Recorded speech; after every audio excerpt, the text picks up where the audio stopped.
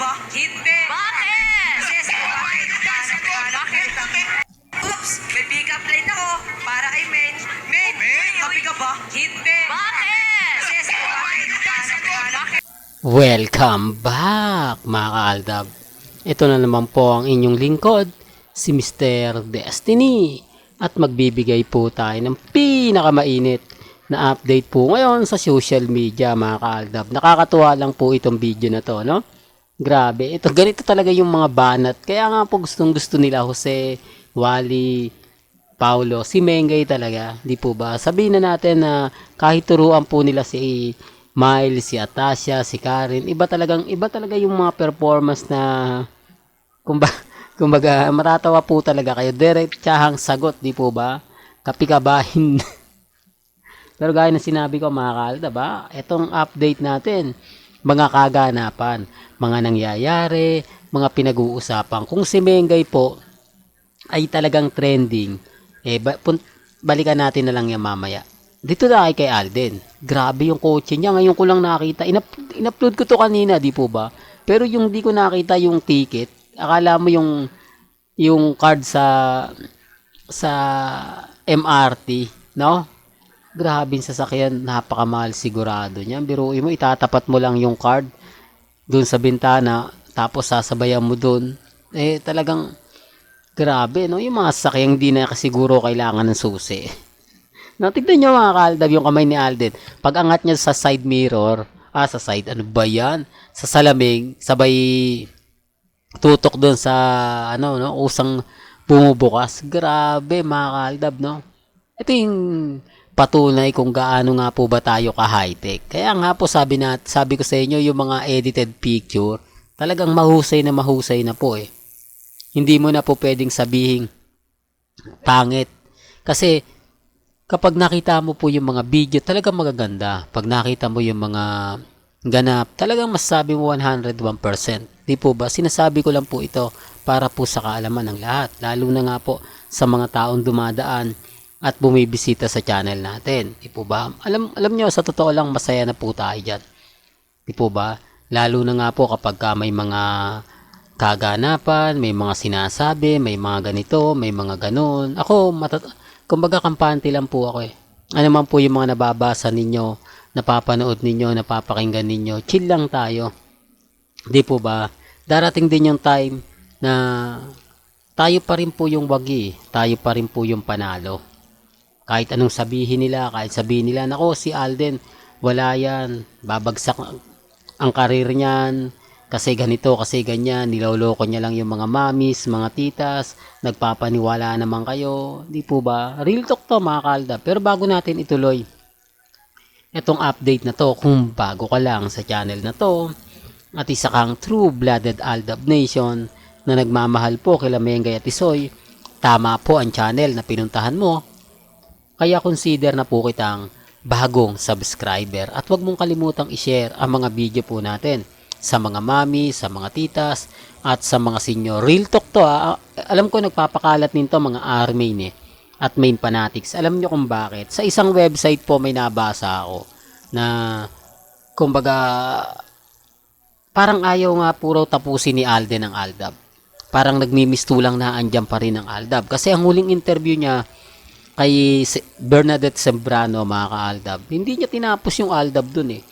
Kumbaga sinabi niya lang na pagkatapos nila ng Aldab o ang tinutukan niya na lang yung gaming. Hindi po ba? Ang kinaiinis ng R-main at main fanatics, ayaw sabihin ni Alden sa mga Aldab, sa mga mami, sa mga tita, sa mga senyor na tumigil na kayo, may asawa na si Mengay. Hindi, nung interview kasi ni Alden, sinabi niya na kung ano yung masaya sa mga mamis, okay lang yan, hayaan na lang po natin sila.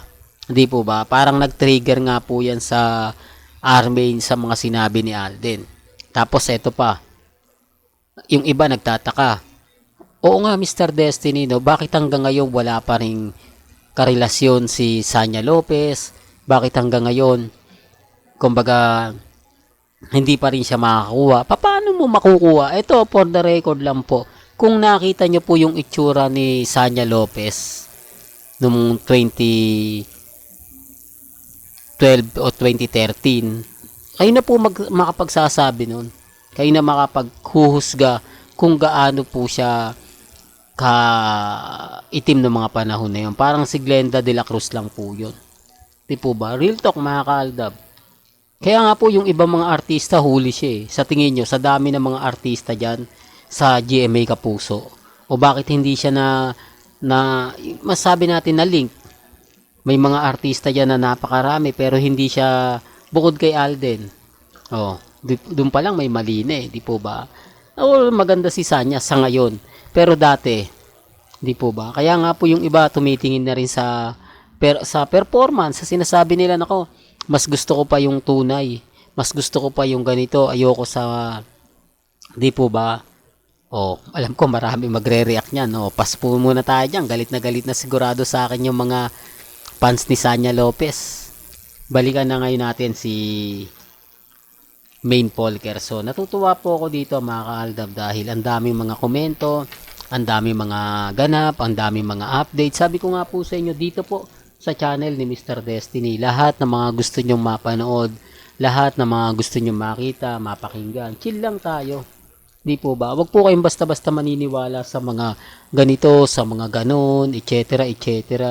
Di po ba? Kahit anong sabihin nila, kahit anong gawin nila, okay lang po yan. Darating naman po yung point mga kaaldab, mas madali lang maintindihan, mas madali nilang mauunawaan. Ito yung mga punchline na gustong gusto ko talaga pagdating kay Mengay. Mga punchline na talagang mapapaisip ka. Di po ba? Na maganda naman po talaga yung mga binabase ni Mengay. Mga sinasabi niya, mga pahayag niya. May mga tao lang talagang bitter. May mga tao lang talagang hindi tanggap yung mga nagaganap at nangyayari. Ako, masaya ako mga kaaldab. Lalo na nga po kapag ang pinag-uusapan natin ang real life couple. Lalo na po sina Alden, si Main. Di po ba? Kaya nga po kita nyo kahit saang angulo nyo tignan, kahit saan nyo performance na mapapanood, mapapakinggan. Basta chill lang kayo. Di po ba? Kaya nga po kita nyo yung nagsasabi na fake news yan si Mr. Destiny. Galit na galit sila sa channel ko kasi tayo lang naman po talaga yung Aldab na hanggang ngayon nananatiling matatag. Tayo lang naman po yung Aldab na nananatili hanggang ngayon. Kaya nga po yung iba nagsasabi na fake news yan si Mr. Destiny, wag niyong paniniwalaan. Okay lang po. Basta ako masaya. Basta ako kampante. Kahit sabihin nila na delulo ako, Mr. Paasa, lahat na lang ginagawa para sa content. Hindi po. Masaya po ako kapag nakikita ako si Mengay. Masaya po ako kapag nakikita ako si Alden. Hanggang dun lang, di po ba? Wala naman pong pilitan. Sabi ko nga, dito naman sa channel ni Mr. Destiny, never naman po tayong namimilit. Never tayong, kumbaga, nagkomento na, ganito gawin nyo, etc. Hindi po, kasi gusto ko, kung ano yung magiging opinion po ninyo, nire-respeto ko yan. Ginagalang ko rin po yun. Kaya nga pag may nagre-react at nagko-comment sa akin, Mr. Destiny, totoo ba itong mga bali-balita na to? Totoo ba na may mga ganito, may mga ganon? Siyempre, tinitignan ko rin yun. At gaya nga po, pinag-uusapan pa rin po yun. Di po ba? Well, hanggang dito na lang po yung updates natin, mga kaalda ba? Kaya kung gusto nyo po, ano ba yan? Kung gusto nyo pa po ng pinaka-latest at sariwang update, abay tumutok lang po kayo dito sa channel ni Mr. Destiny.